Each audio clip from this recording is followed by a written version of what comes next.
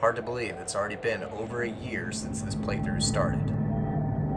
But enough reminiscing. Welcome back, Amiibros, to the wonderful world of Bioshock.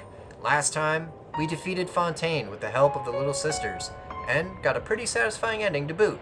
So why on earth are we going back to Rapture? Well, turns out Bioshock 1 has quite a bit of extra content that I figured was worth showing off.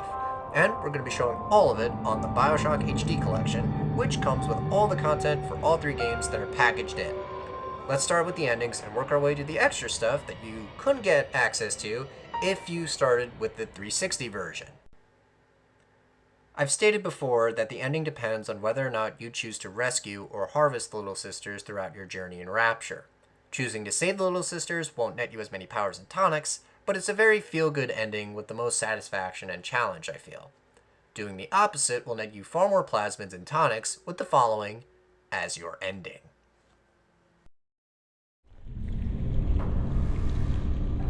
They offered you everything, yes. And in return, you gave them what I have come to expect of you. Brutality.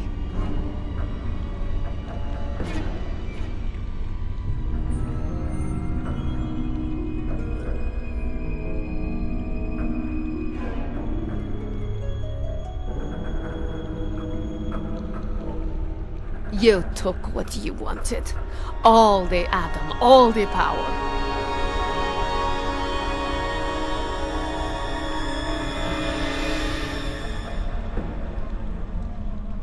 And Rapture trembled. But in the end, even Rapture was not enough for you. Your father was terrified the world would try to steal the secrets of his city. But not you, for now you have stolen the terrible secrets of the world. That ending always felt coincidental to me, like this random nuclear sub happens upon this random-ass lighthouse in the middle of the Atlantic Ocean. And Jack somehow knows that this nuclear sub is right there, and he decides to stick his entire army of splicers upon the sub's crew, and that's how he acquires the nuke and ultimately total control of the entire world. Yeah, okay.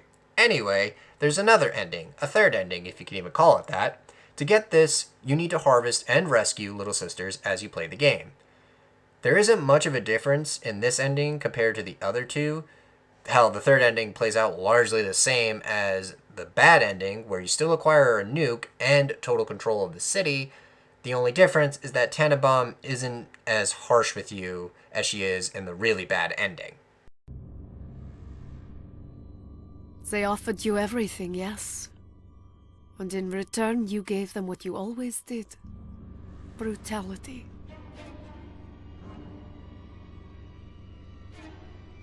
You took what you wanted. All the atom, all the power. And Rapture trembled.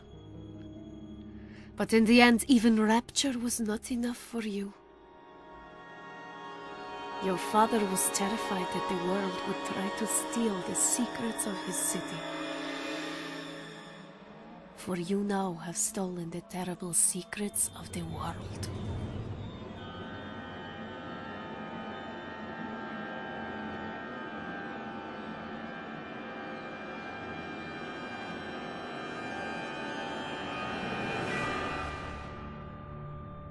I don't know, this ending always felt like a blink and you'll miss it sort of deal. Anyway, those are all the endings you can acquire in this game.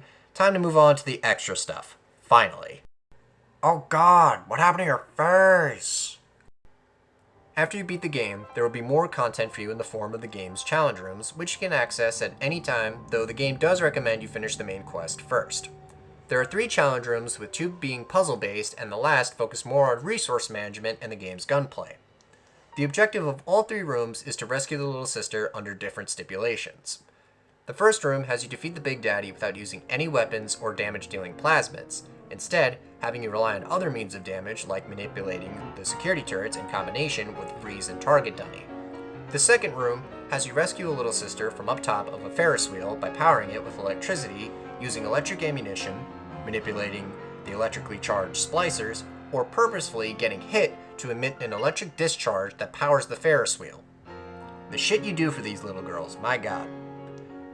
The final room, and by far the most challenging and longest of all, has you go through 8 different enemy rooms, focusing on different enemy themes and using your resources to conquer each of them until you rescue the little sister at the end. Each enemy room is challenging in its own way, and there's nothing stopping you from dying and resetting to a previous checkpoint to try a different strategy or enemy-themed room entirely. You are timed at the end of the challenge room, with all 3 having collectible roses that are strictly there for achievement purposes. It's sorta lame, but I can't say I wasn't expecting that. Once you're done with the challenge rooms, there's only one thing left to show off. The museum! Similar to many gaming collections, Bioshock has its own display of concept art. However, instead of a simple menu to navigate through, they decided to create a museum that you can walk around in. It's pretty neat, and seeing enemies that never made it in-game get 3D models is really cool. While I much prefer a menu to navigate through, this isn't bad by any means.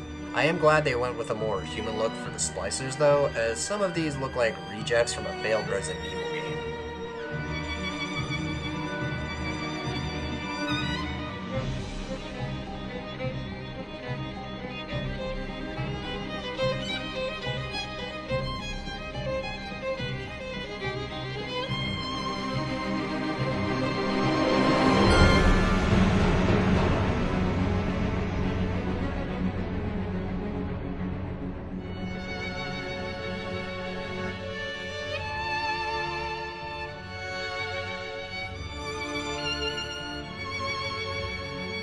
I'm gonna be nitpicky here, but I do wish they relegated the description for everything within the museum to a button press instead of having you hover your cursor over the plaque. And with that, that's all of the additional content for Bioshock 1. There is another collectible in the form of the golden film reels that showcase more of the game's development from concept to early stage to final product, and while I would show where each reel is, that's something you can look up yourself. We spent enough time here in Rapture as it is. With that said, folks, the next time we meet in the Bioshock universe, it'll be with Bioshock 2. I promise not to have you waiting too long for that. It may come sooner than you think. Until then, Amiibros, I'm Vince, and I hope you all have a pleasant day. You stay safe, and take care. See you guys and gals for the next one.